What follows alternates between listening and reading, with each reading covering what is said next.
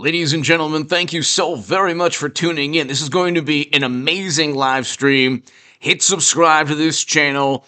We're going to read the actual court case, and we're going to talk about the background information, and we're going to talk about the lawsuit that former President Trump leveled against a whole bunch of people. We'll read off the defendants. We'll read off the claims being made within the docket. Hit subscribe to this channel right now. Ladies and gentlemen, if you want to support my work long term, if you want to support these live streams, your super chat is greatly appreciated. It's right underneath where you type in your message. So, ladies and gentlemen, in the live chat, thank you so very much. Hit subscribe. Let's get started. As you know, Trump sued a whole bunch of people. Hillary Clinton, so we'll get to it. So you can see it right here. We're actually abiding not only by YouTube policies, we're reading the court documents. Okay, we are reading the court documents. Donald Trump, plaintiff. He's suing Hillary Clinton. Hold on. The Democratic National Committee, DNC Service Corporations. Perkins Coie, LLC, Michael Sussman, Mark Elias, Debbie Wasserman Schultz. Okay, a couple people that I don't. Okay, so this person I'm not familiar with. Jake Sullivan, John P., Robbie Mook, Philippe Raines, Fusion GPS, Glenn Simpson, person I'm not familiar with. Nellie Orr, Bruce Orr, Orbis Business Intelligence Ltd. That's the Christopher Steele's company. Christopher Steele, Igor Danchenko, New Star, the Tech Executive One, James Comey, Peter Strzok, Lisa Page, Kevin Kleinsmith, Andrew McCabe, John Doe's 1 through 10, corporations 1 through 10. Ladies and gentlemen, this is absolutely amazing. It's absolutely amazing because you have a situation where the Durham Probe Special Counsel is going to do a big part, is going to provide all the discovery that he initially needs to ensure he obtains the incriminating data and information and quotes through discovery within each of these lawsuits against 26 individuals and corporations. So the Durham probe has already indicted Sussman, Danchenko, and Kleinsmith. So let's read this again. Hillary Clinton, Democratic National Committee, DNC servers, Perkins Coie, Michael Sussman. Okay, he's indicted. Mark Elias, Debbie. The Durham probe could be indicting a number of these people. Debbie Wasserman Schultz, Jake Sullivan, John P., Robbie Mook, Philippe Raines, Fusion GPS, Glenn Simpson. So Nellie Orr, Bruce Orr, Orbis, Christopher Steele, Igor Danchenko, okay, and Kevin Kleinsmith again. So the three indicted people, and then of course you have Comey, Strzok, McCabe. Interestingly, Clapper and Brennan aren't here. J-Spot 51! Bingo, bingo, bingo. J-Spot 51, thank you. So, all of these people worked to undermine Trump. Let's read this. Complaint for damages and demand for trial by jury. This is really interesting.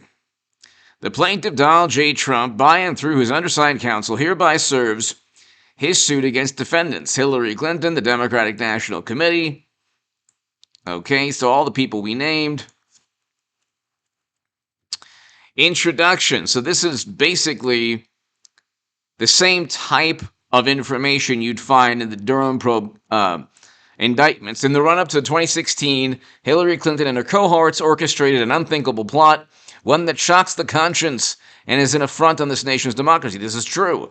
Acting in concert, the defendants maliciously conspired to weave a false narrative that the Republican opponent, Donald J. Trump, was colluding with the hostile foreign sovereignty. This is true. The actions taken in furtherance of their scheme, falsifying evidence, Kevin Kleinsmith deceiving law enforcement, apparently Michael Sussman, and exploiting access to highly sensitive data sources. So we're talking about everyone from Tech Executive 1 to Sussman to potentially Comey, McCabe, Strzok. All of these people, Fusion GPS, are so outrageous, subversive, and incendiary that even the events in Watergate pale in comparison. Well, that's true.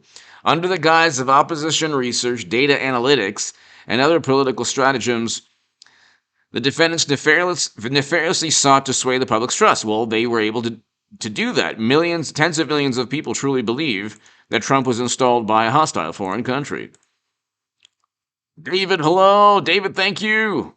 I am but a grasshopper. J-Spot 51. David Von Kettering, thank you so very much.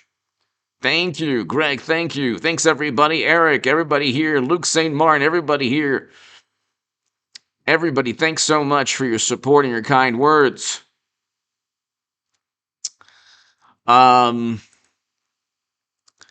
So the scheme was conceived, coordinated, and carried out by top-level officials at the Clinton campaign and DNC. So there's nothing here. There's nothing here that's not accurate. Everything is accurate. Everything is accurate here. It's just a matter of, like, the Durham probe is mentioned 13 times. So Durham, Durham is expected to indict a lot more people from now until the judge actually sees this, because all 26 or so individuals from James Comey to Clinton are going to ask the judge to throw out the case. But see, the thing is, if there are more indictments prior to their defense asking the judge to throw out the case, they're going to have a very difficult time doing so. Because you already have 3 very important indictments in the Durham probe.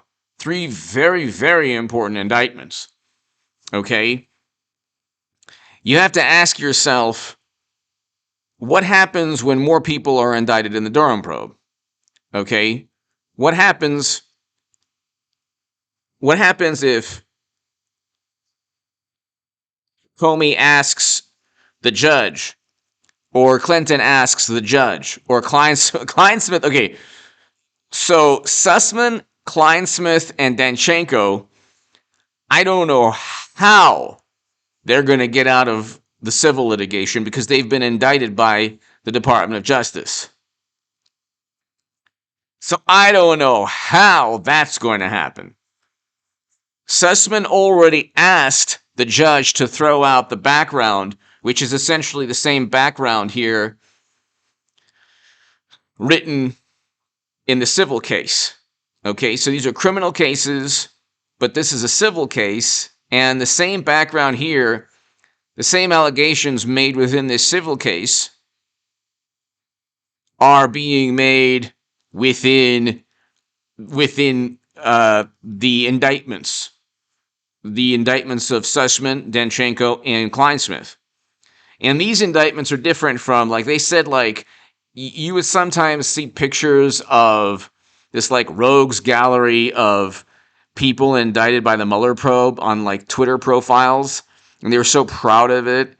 I don't have Twitter, I don't have Facebook. I suggest everyone get off of Twitter and Facebook. They're dystopian, nightmarish, cyber nightmares. But they're so proud that, like, Mueller indicted people. But see, Mueller couldn't find... The reason that he existed, the special counsel existed, was to find out proof and evidence that Trump conspired with the Kremlin.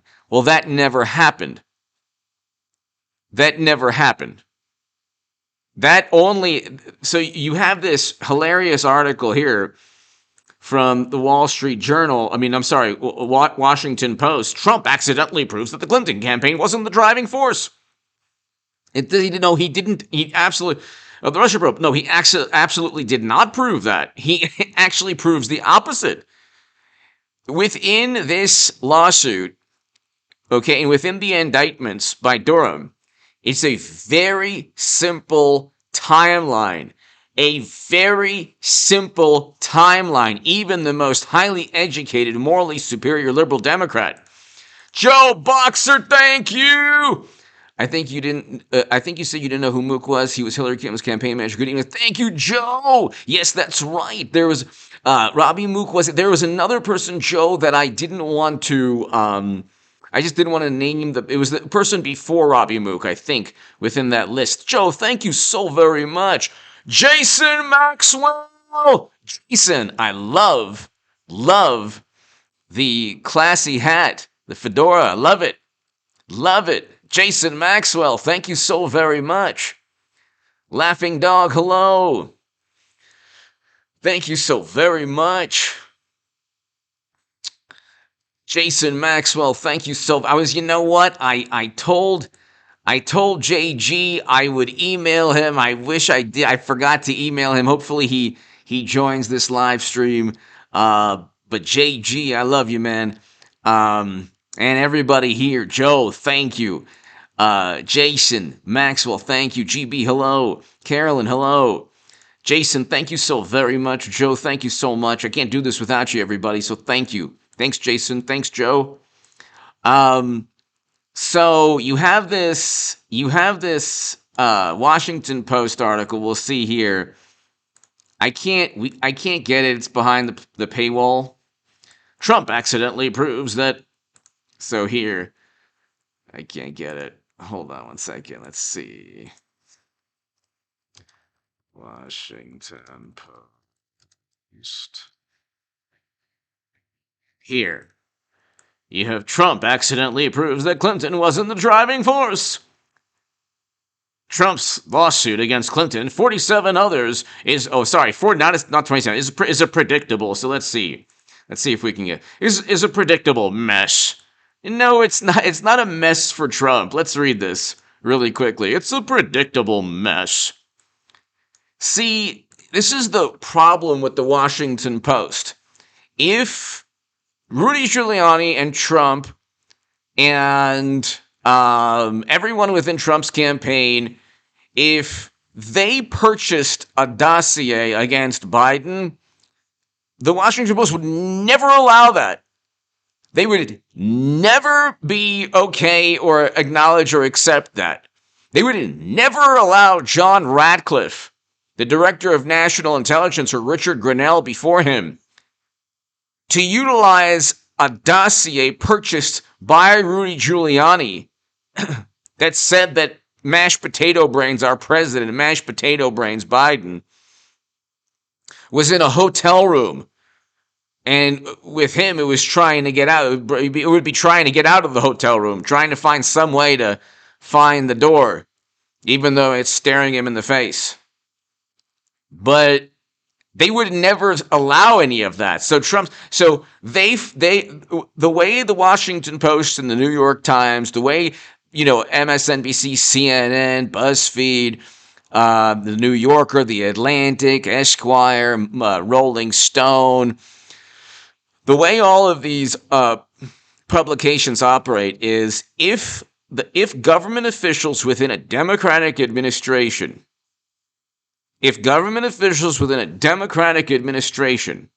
decide that Trump is a menace to national security, then that's okay. If they decide, JG, I just saying, I promised, I said I would email JG. I'm glad he's here. JG, hello.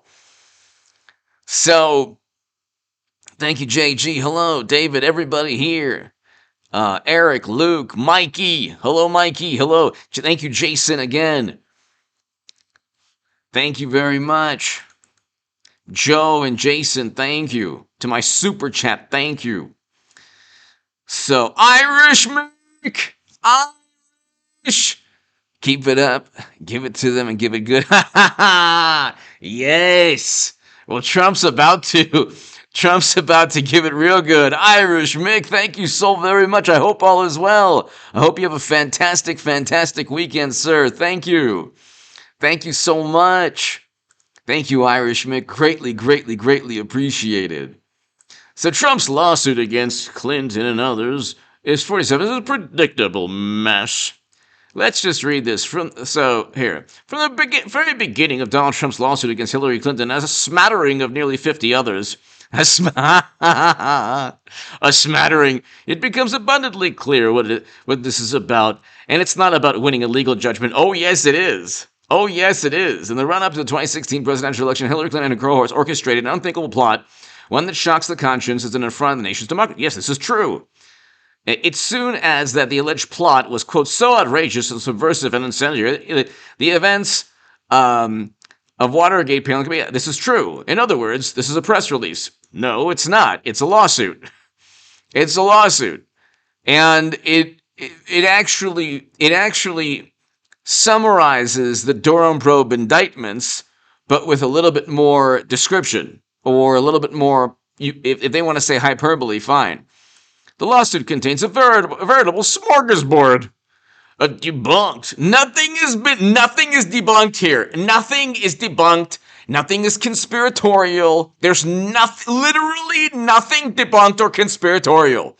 How can you say that anything's debunked? 3 people have been indicted based directly upon the allegations within this civil case. There is literally a special counsel. There is a special counsel specifically to investigate what this civil case has alleged. Okay? There's nothing conspiratorial. The only conspiratorial assertions were leveled against Trump, that he conspired with the Kremlin, which never, ever, ever happened. And it was the nightmare, or was the fabricated hoax of his direct political rivals, Clinton in particular, and the DNC. It's clearly an effort to play to the emerging theories about what special counsel John Durham might be pursuing. There are no emerging theories. Is this fiction? Like, this is a great journalist. No disrespect to the journalists here. Are they writing? Is this a fantasy novel? Is this fiction? I've written 2 fantasy novels, Breaking the Devil's Heart and Logic of Demons. You can get them on Amazon on Kindle. Okay? And you could get them through my website. But, like, is this fantasy? Is this fiction? It's clearly an effort to play into the emerging theories. It is not an effort to play in. It is a direct citation, or it's directly correlated to the special counsel. There are no emerging theories. People were indicted for lying about what they told the government about Trump. People were indicted for deceiving the government. Danchenko and Sussman and Kleinsmith was indicted for fabricating and lying to a judge, all in the effort to undermine Trump. There is nothing conspiratorial about this at all. That Russia probe was not a product of FBI malfeasance, as Trump has long claimed, but rather that's something the FBI was duped into pursuing by nefarious Democrats. No, well, that's what the actual government case is against Sussman. That's what James Baker actually testified. The legal counsel for the FBI, does the Washington Post understand that the legal counsel for the FBI actually testified? That's what the legal counsel for that's what the James Baker, Comey's top lawyer, literally stated Sussman did, which was dupe him, deceive him. So, again, the Russia probe was a product of FBI malfeasance, as that's true. But see, this is why this live stream is so important, ladies and gentlemen. Irish Mick, everybody here. Okay, these are the semantic games. Jason, Irish, Joe, everybody here. These are the semantic games that the Washington Post, fantastic publication. This is a wonderful journalist who wrote this. No, this is with all due respect, this is one of the most deceptive. Each paragraph will probably be just as deceptive But this is not accurate. This is, first of all, nothing's been debunked. There has been nothing debunked about the majority of the things that Trump has asserted. They did set him up and frame him. We know this from the 3 Durham probe indictments. The Durham probe indictments literally state that people were paid. They were actually given money, honey. They were given money, honey, to find info on Trump, give that info to investigators, and get them to investigate Trump. That's what the 3 indictments state, very clearly. The only thing debunked is that this was done out of national security concerns. The only conspiratorial assertion is that it was done for national security. That is a conspiratorial theory. Okay, Russia, and what they do is they say, well, it's clearly an effort to play into theories about what, there is no theory about what John Durham is doing. John Durham is investigating a plot to undermine Trump by his direct political rivals and government officials. That's literally what he's doing. That is what the mission statement states from William Barr and John Durham. You can read it. That the Russia probe was not a product of FBI malfeasance, as Trump has claimed. No, Trump is not saying that it was. Trump is saying both things. That the FBI, the FBI was not only duped. Jen Lynn, great voice, keep digging for the truth. Thank you so very much, Jen. Jen Lynn, thank you. So kind of you. I hope you have a fantastic Friday and weekend. Thank you so very much, Jen. Jen, so kind of you. Thank you. Greatly. I can't do this without you, ladies and gentlemen, so thank you. Thank you, Jen. Greatly appreciated. Thank you so much, Jen.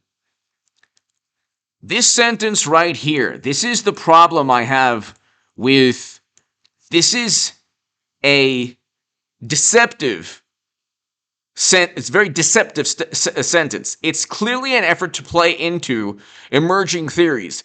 It's not an effort to play into emerging theories. There are no emerging theories. The Durham probe is specifically in existence to find out why Trump was investigated. He was only investigated because his direct political rivals literally paid people to investigate him and to then give the information to the FBI or Central Intelligence, or Clapper or Brennan and Comey and Strzok and McCabe. Now, whether the FBI was not duped, almost certainly, they were in on it as well. But if you want to say certain people were duped, let's assume for a second that Strzok believed that Trump could have been an agent of the Kremlin. So there could have been some belief that, well, there's enough smoke there, so let's investigate. So there was enough media that was manipulated by the DNC and Clinton campaign, so there could have been some FBI malfeasance, but it was the direct consequence of Democratic Party loyalists who literally texted, "We'll stop Trump." Peter Strzok said, "We'll stop." Peter Strzok and the lovely Lisa Page. Peter Strzok he had such contempt for Orange Man that he was kicked off of the Mueller probe. How biased do you have to be kicked off of the Mueller probe? Jen Lynn, thank you so very much. Dan, we are so unworthy of you. I am unworthy of everybody here. Dan and you, everybody here. Thank you, Dan. Dan Richardson, thank you so very much. Dan Richardson, thank you. So kind of you. Thank you so much. Greatly appreciate it, Dan. Jen, thank you. Dan, everybody here. Irish, everybody here. Joe, thank you, Dan. Greatly appreciated. Jen Lynn, thank you so much. Thank you for the kind words, Dan. So, you have to understand the semantic game here. Well, this is playing into some wild theories about Durham, what Durham might be doing, that the Russia probe was not a product of FBI malfeasance. Well, part of FBI malfeasance could include rogue agents that acted in a politically motivated manner. part of any malfeasance. Malfeasance is a very broad term. Okay, it could be ignorance, stupidity, it could be malice. You could have a whole bunch of different emotions leading to malfeasance. Okay? So it could have been incompetence, and it could have been people who deliberately wanted Orange Man undermined. But it was a product of both malfeasance and of, FBI officials duped but willingly deceived. So that's by nefarious Democrats. So the sarcasm here, yeah, well, unfortunately, there were nefarious Democrats, just like there are nefarious Republicans, Bush, Cheney, and Rumsfeld. There are nefarious. So the inability of the Washington Post, the publication that broke the Watergate story, to actually believe that government officials working in concert with journalists and the Democratic Party and the DNC and third-party tech firms, the utter inability for the Washington Post to even possibly accept that this could be the case is basically the same thing that the Atlantic and MSNBC, CNN, it's like the same thing. It's like the same thing. Dan, Jen Lynn, thank you so very much. Irish, Jason Maxwell, Joe, thank you, everybody. Thank you so very much. But Trump's legal team can't shoot straight. Well, why not? Before it even gets to the opening sentiment, quoted above, the lawsuit stumbles through multiple typos. Okay, well, that's not relevant.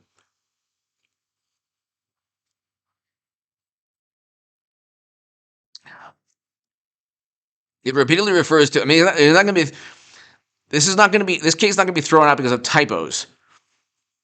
It repeatedly refers, including on the first page, to 10 anonymous people whose names might be fictitious. That spelling fictitious is archaic, but the suit repeatedly uses fictitious when referring. That spelling of fictitious. Okay, so it's not a typo. There, apparently, I didn't even know you could type. I didn't even know you could write fictitious as fictitious. It sues the firm Perkins Coie when is an LLP, not an LLC. Oh my God! The lawsuit also sues Philippe Reins rather than Clinton advisor Philippe Reins. Okay. Oh my God! They missed another P. Okay. So that's like, okay. In fairness, I have misspelled his name before. However, I was not suing him. So what? Okay. By the way, I want Clinton to be nominee again. I swear to God. I swear to God. We deserve this as a country. And it could be the former Bernie Sanders biggest booster on the internet in me, or the unofficial scribe of Sanders' most hardcore voters.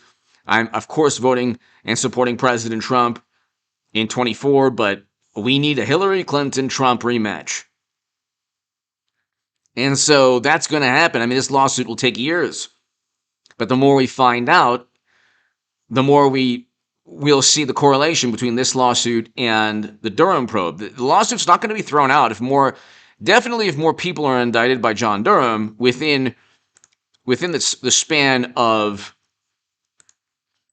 in between the time frame where this lawsuit is leveled against 46 people and the judge looks at it. The judge is going to have to look at each. I'm sure the judge is going to have to look at each individual named, and he might throw out some court cases against some individuals and keeps some others. I don't know.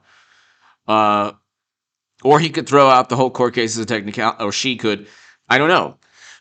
But it's in Florida, thank God, and not D.C. or New York, where it would have zero chance. But page 4 of the lawsuit asserts that upon learning there was no back channel between the Trump campaign and Russia Bank, the defendants resorted to truly subversive measures, hacking servers at Trump Tower. Well, no, the timeline here is wrong. The allegations about the back channel were Trump's private were based also upon all this information. Trump and his allies repeatedly claimed late that new evidence reveals the Democrats hacked Trump White House. They made that claim even, well, it is true. It's not a hack. The White House issue was, in fact, Barack Obama's. That's irrelevant. No, and also, if you look at any one of my segments, there's within the indictment of Sussman, the internet executive and researchers were looking and obtaining information on Trump up until February of 2017, when he was in the White House. This is not accurate by the Washington Post. It is within the Sussman indictment. It is within the Sussman indictment. You can look, Sussman indictment. You can look right here and do a word search for 2017. From right here. Again, the Washington Post is wrong. From in or about July 2016 through at least in or about February 2017, Trump was president at that time. Originator, researcher to exploited internet company with data and other data in effort to concerning Trump's potential size. So there you go. There you go. And actually 2017 is it's 2017 in or about early 2017, January 31st, on or about February 9th, 2017. Okay, clearly through early multiple data files containing DNS data ranging from 2016 through early 2017. Trump was president in early 2017, but right here, from in or about July 2016, this is on page 11. From in or about July 2016 through at least in or about February 2017, however, it says they're right there. Right there. Andrew, speaking of rematches, do you think that Durham is good enough to find a 7 points that you're... Andrew! Thank you, Andrew. Thank you so very, very much. Andrew, greatly appreciated. You guys had a good year last year, man. A really good year. Burrow's good. Andrew, thank you so very, very much. That's a good Bengals team. Andrew, thank you. Thank you, Andrew. So here he goes. So they say they made that claim even after it became clear almost immediately the evidence was pointed somewhat. No. So again, the White House at issue was in fact, no, it wasn't. No, it wasn't. It says numerous times, and also states in the Danchenko indictment, I believe, also. What? It was Barack Obama's. No, it wasn't Barack Obama's White House. Not in February of 2017. So that is wrong. We could fact check. Fact check. Thank you, Andrew. Greatly appreciated. Jen, thank you so very much. Thank you, Jen. Jen Lynn, thank you so much. So that was not accurate. The White House had issues. No. What's more, the idea that it's involving hacking is it all a big stretch? A pretty big stretch. No, it's not a big stretch. They're obtaining information, non-public data, that they had no right to obtain because they did not have a contract with President Obama's White House to obtain information on Trump. When he was in the executive office of the president in February of 2017, the lawsuit then returns to two Trump's favorite chestnuts. Went on to exonerate Donald Trump, which he did. The Mueller probe demonstrated that it found no evidence, which he did. While Mueller did not find sufficient evidence of criminal, that's all he has to say. The report didn't address collusion. Oh, yes, it did. Oh, yes, the report did address collusion. Oh, yes, it did. Now let's go and fact-check the Washington Post. Mueller CNN report. Okay. Oh, yes, it did. Okay. Oh, yes, it did. Just type in sufficient. Okay, page 17. right here.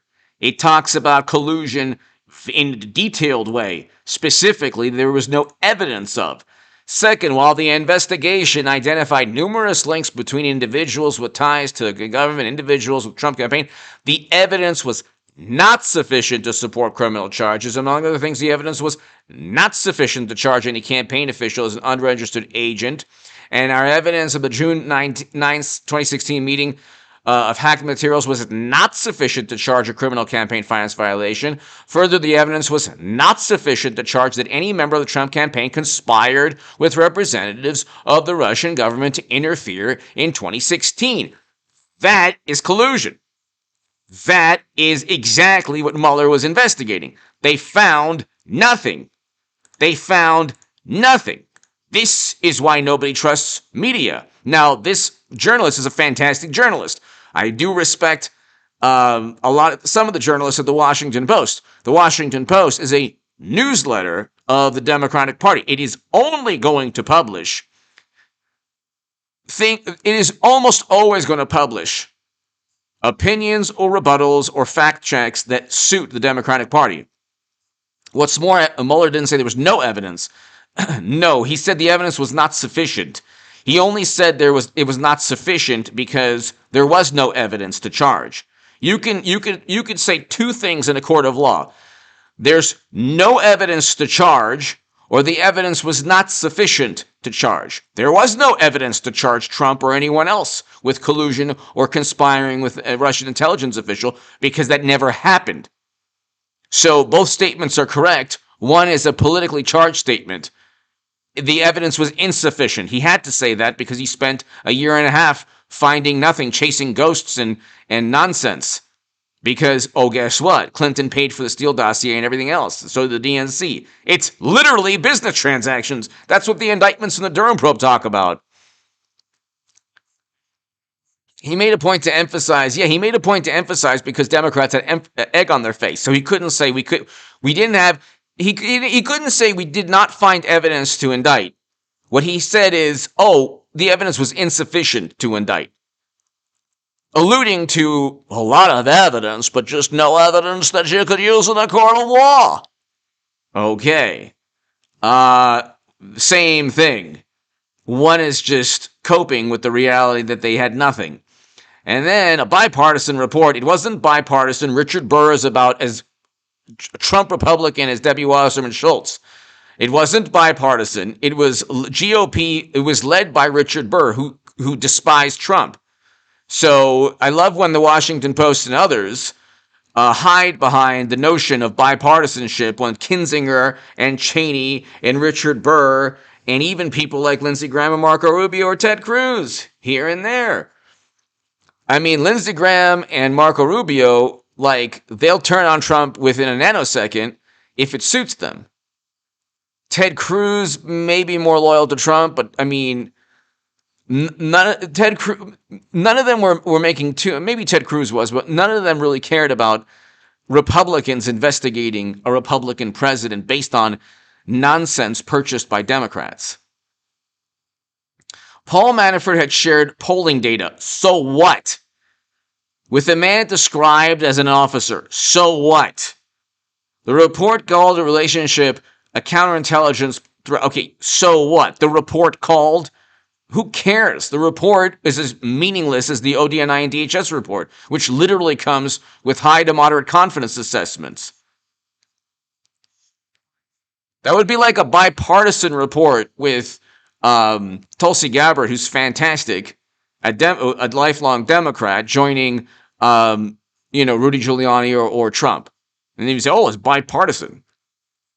Then the lawsuit proceeds. So we haven't read anything that refutes any of the main statements within the lawsuit. If anything, this Washington Post article is full of inaccuracies.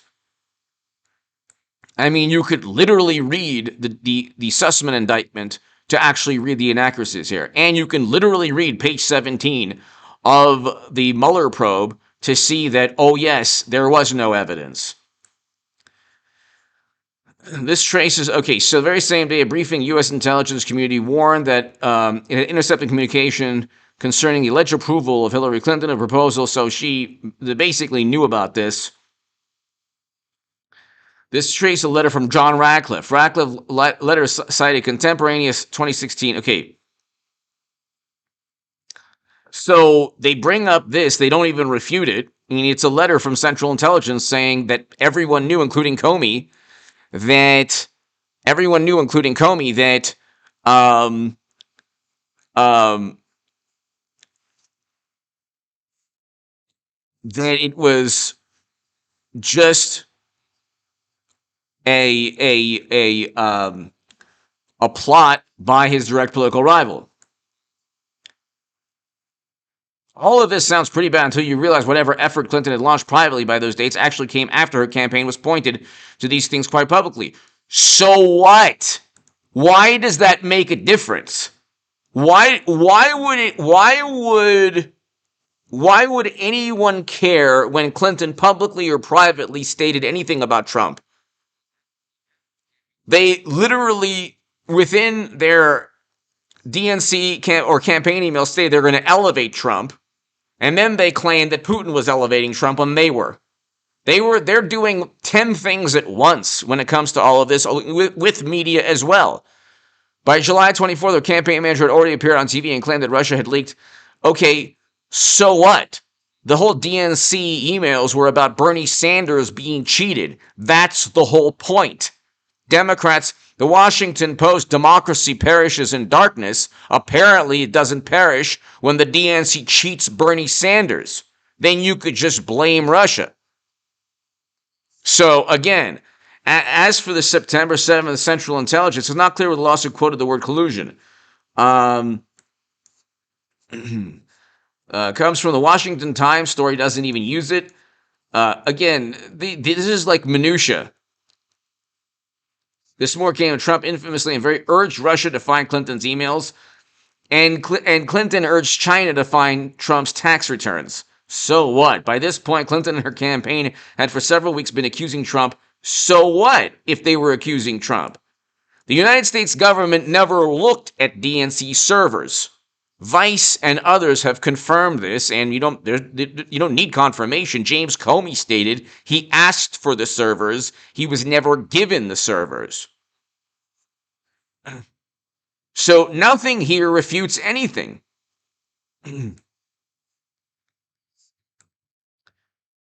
So again, great journalist, no disrespect. None of this, of course, addresses the merits of Trump and his lawyers overall. Of course it does. All of it does.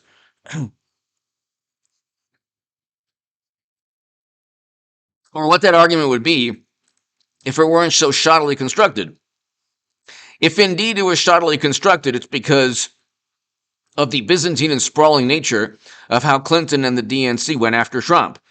They utilized everybody from tech executives to attorneys to journalists to government officials, and everybody was acting in concert, although not in unison.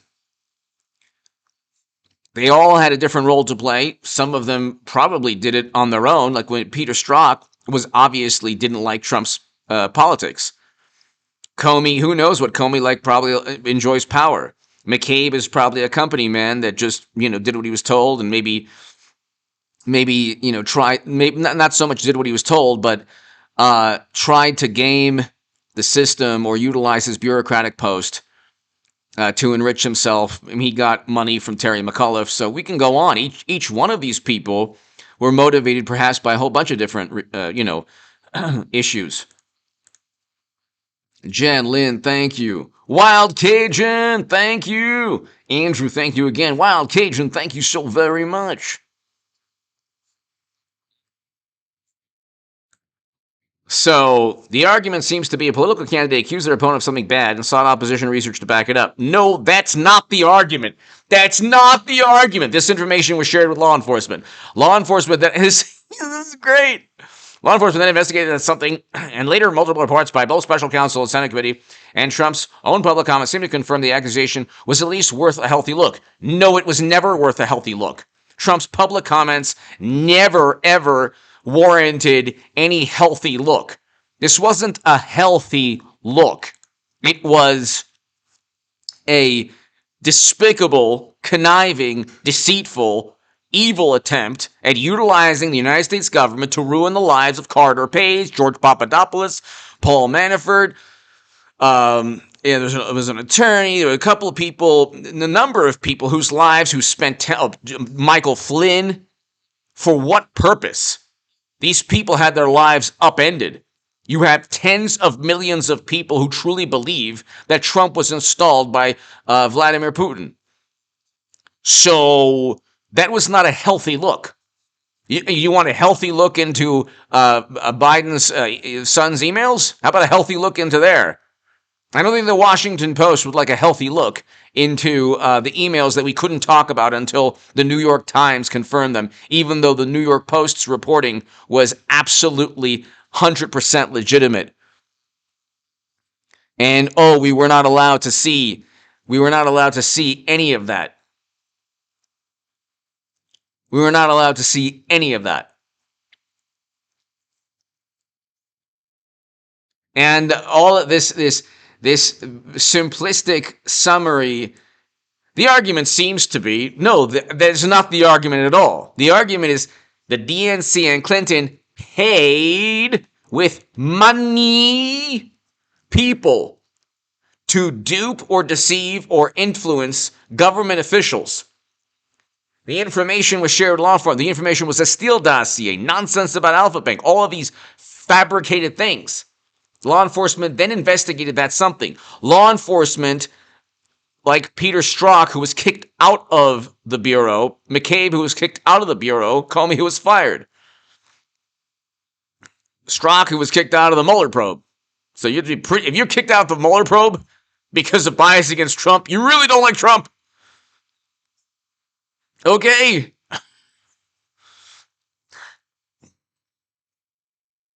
If you're kicked off the Mueller probe because of bias against Trump, when the whole thing was about contempt for Trump, you really don't like him. Okay? Even so, this obviously didn't change the 2016, but Trump has a 2024. Okay. Again, this is a vapid, sophomoric look into all the little, debunked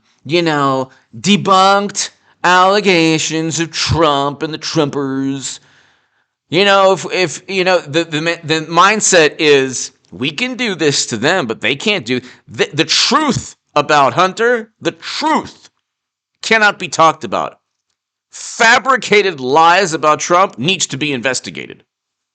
The actual truth about mashed potato brains can't be discussed. It's always linked to the interests of our hostile adversaries.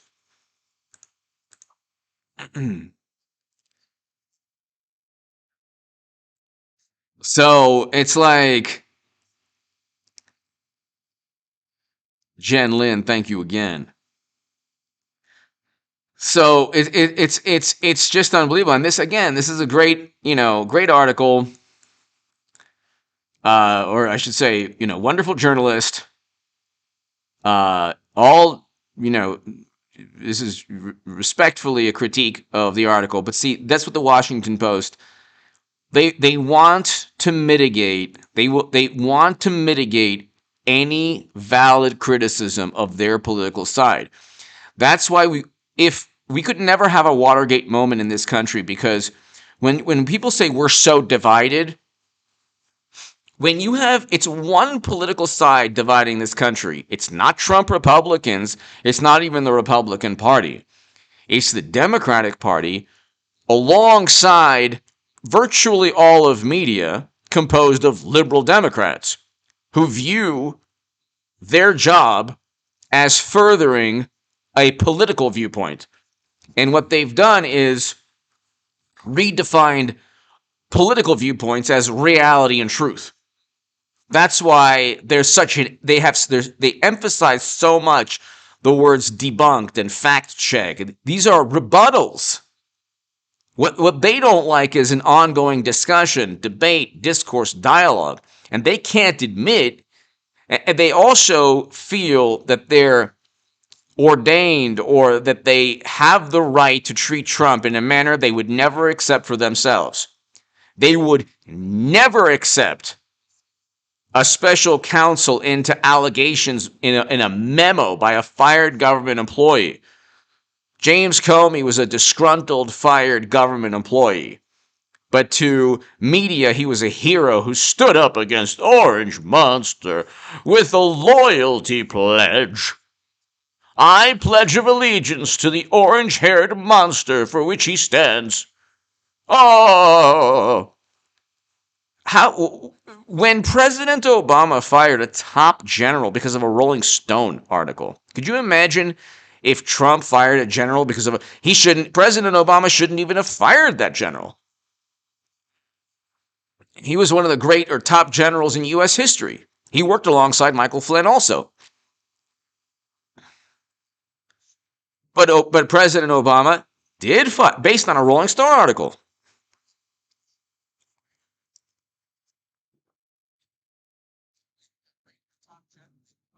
So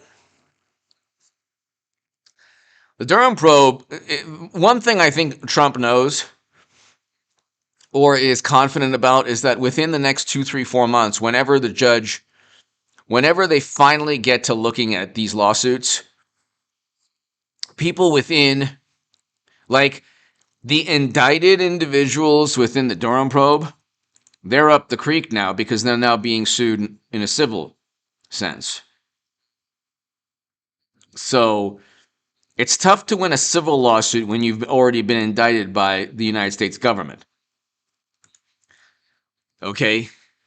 Those civil lawsuits alone could lead to renewed lawsuits. This will never end legally for Comey or McCabe or Strzok or any of these people. It will never, ever end legally because I wrote about this in the Federalist. 18 U.S. Code 371 is the statute that McCabe and Clapper and others, McCabe and Comey should be charged under. Others can be charged under also. Everybody knows. You're not deceiving anyone. I'm not the smartest person on the planet. I'm not the sharpest tool in the shed. But even I know, and everyone else knows, that they deceived. They deceived the United States. They defrauded the United States. They used taxpayer money. They went after an incoming candidate through lies and deception. And not only should it never have been investigated, the investigations led to nothing because all the allegations were purchased by Trump's rival. That's the issue. But you've tried to take down a billionaire, okay?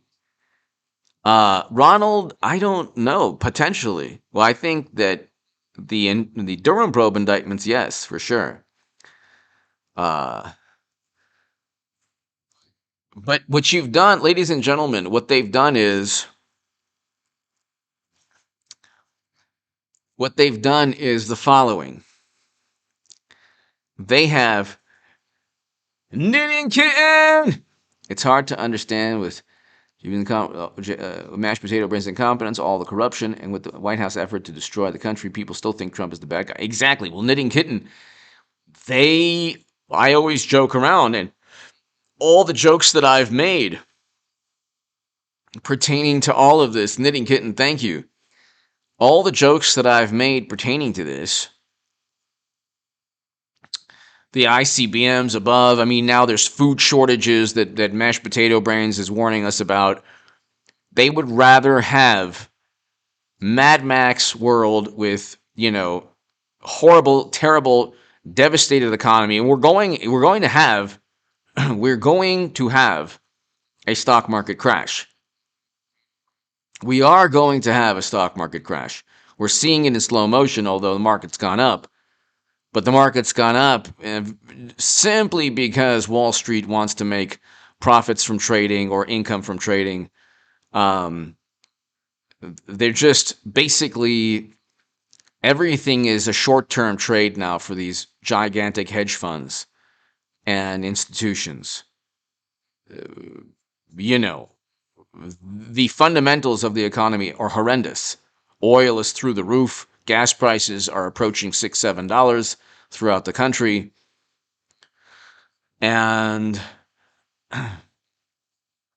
they don't care because Knitting Kitten, their idea of politics is look, it's about power. They want power.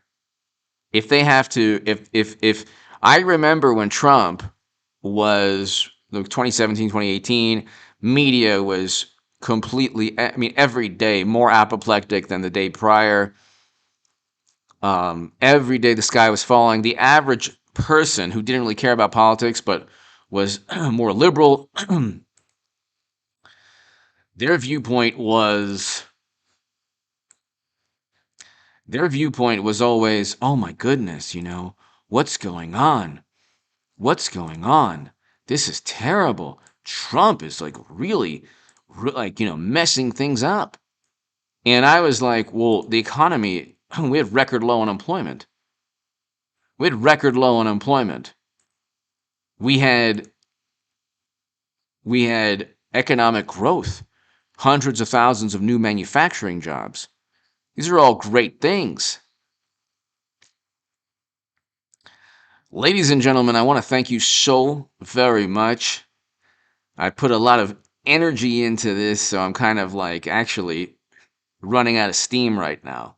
Believe it or not, I used to go 2 hours, but I'm just running out of steam. JG, Knitting Kitten, Wild Cajun, Andrew Morgan, Dan Richardson, Jen Lynn, thank you so very much, Jen Lynn, Irish Mick, Jason Maxwell, Joe, David, Von Kettering, JSpot51, thank you, everybody. Thanks, everybody. I'll see you soon. I don't know the next time I'll do a live stream, probably next week, but be here. Greg, thank you. Thanks, everybody. Hit subscribe to this channel right now. I'll be back in a couple of hours. Check the upload in about 2.5 hours, people. I can't thank you enough for your support. Thanks, everybody. We're almost at 195, everybody. Tony, thank you. JG, thank you so very much. Have a great Friday night. Eric and Luke St. Martin, everybody here, thank you. Have a great evening, everyone. I will see you very soon. Be here.